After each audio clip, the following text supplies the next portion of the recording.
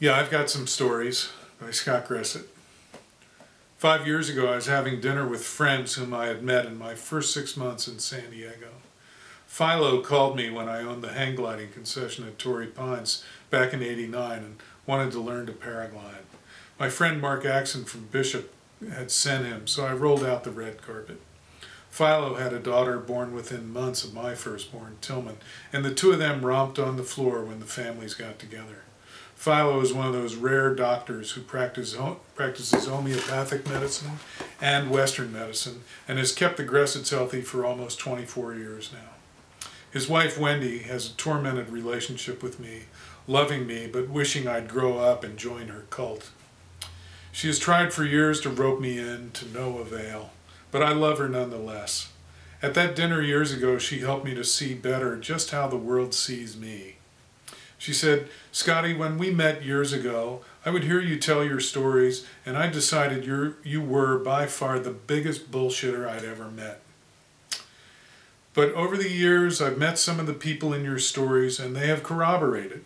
Your life, it seems, just happens to be more spectacular, interesting, and, I think, scary than most others."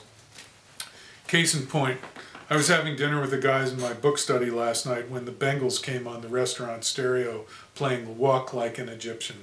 I surprised my mates when I told them a story about my friend Cornelius McFadden, who is in the music video with the Bengals.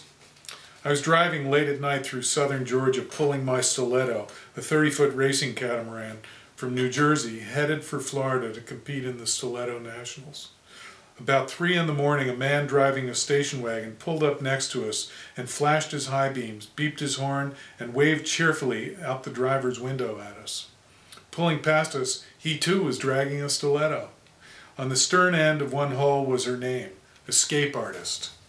It was pretty cool to see another stiletto in close proximity, as the nearest other stiletto owner to me was a guy on Long Island who lived way out on the South Shore at Moriches Inlet.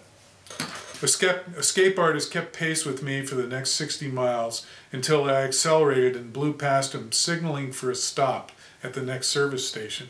He followed me off the interstate and pulled up to the pumps and jumped out to meet us. "Hi guys, fancy meeting you here. I'm Cornelius McFadden," he reported enthusiastically, smiling till Thursday. Cornelius was taller than I, 6'2" or 3", and was as handsome a man as I've ever seen. He was decked out in full Ralph Lauren, had long hair combed back, and smelled great.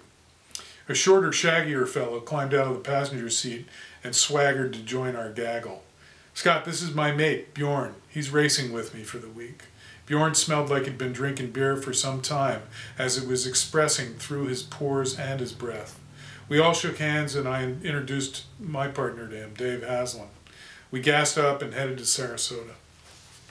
The next morning, we all climbed out of our uncomfortable berths and started putting our boats together to launch them into the warm blue waters of the Gulf.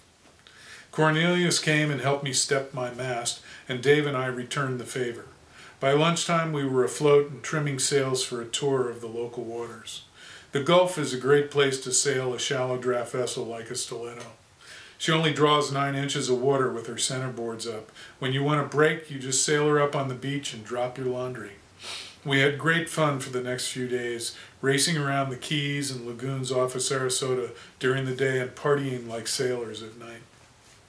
We would watch Cornelius scrape Bjorn up and haul him back to the quarters every night. "He drank too much," Dave reported dryly, a wee bit of irony coming from an alcoholic son of an alcoholic. The races started the next day, and Cornelius and I had breakfast without our respective crew and talked about his wife, estranged, and his kids. We talked about women, working in Manhattan, and began strategizing our plans for playing together in New York. In 3 short days, we had bonded like brothers, and we talked about everything openly and tenderly. I loved the guy. At the first turn of the race, Dave and I rounded the mark ahead of the fleet, high-fiving and yelping like high school boys. I made a bad call on the downwind leg and had to struggle to get to the second mark with the fleet. As we made for the mark, I saw Escape Artist bearing down on us, Bjorn at the helm, Cornelius grinding his big jib, trimming for speed. I hollered, "Starboard," looking Bjorn right in the eye from 150 feet. He didn't bear off. Cornelius was sitting behind his big Genoa and couldn't see us. Bjorn was running out of time to bear off and re-round the mark.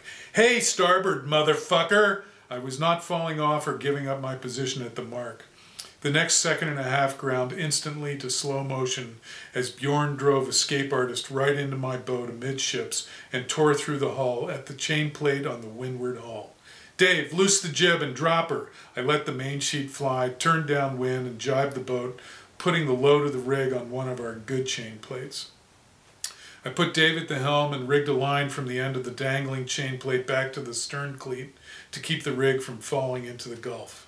I ran down in the hull and stuffed towels and clothes into the tear in the hull that was 3 or 4 inches below the water line and shipping warm salt water liberally.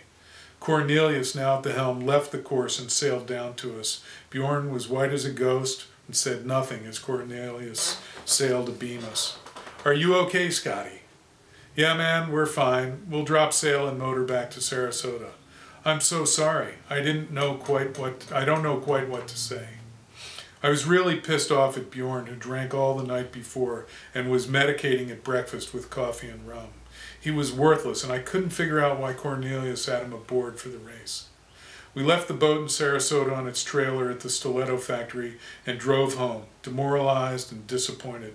Cornelius called me the next week and had arranged for the repairs and the shipping of my boat back to New Jersey. He did everything right. I loved him even more. Over the next few months, Cornelius would call and say, "Hey, brother, stay in the city tonight. I've lined up a couple of really wild birds that want to meet you." And they were wild. We met for lunch or dinner regularly through the winter and spring and planned our summer sailing adventures over drinks and the noisy revelers at Studio 54. 3 weeks went by and I didn't hear from Cornelius. I was agitated as we were well into the spring sailing season and my boat was still in the repair shop in Florida. I left messages and then tracked down the office where he worked and called the receptionist. "Yes, hi, this is Scott Gressitt. I'd like to speak to Cornelius McFadden." "Are you a customer of Mr. McFadden's?" "No, I'm a friend." "Oh gosh, oh dear, hold please." A man came on the line and asked me how I knew Cornelius and what our relationship was. When I told him, he sighed and said, "Scott, I've got terrible news. Cornelius's body was pulled out of the wreckage of his boat 2 weeks ago in Plum Gut. He was in the hull when they found him. Apparently Bjorn was sailing the boat and his body has not been recovered. When I'm missing Cornelius, I cue up the Bengals video and watch him walk like an Egyptian. Tall and handsome, sunglasses and a sharkskin suit, crossing the street in Midtown, the Bengals laying down the beat.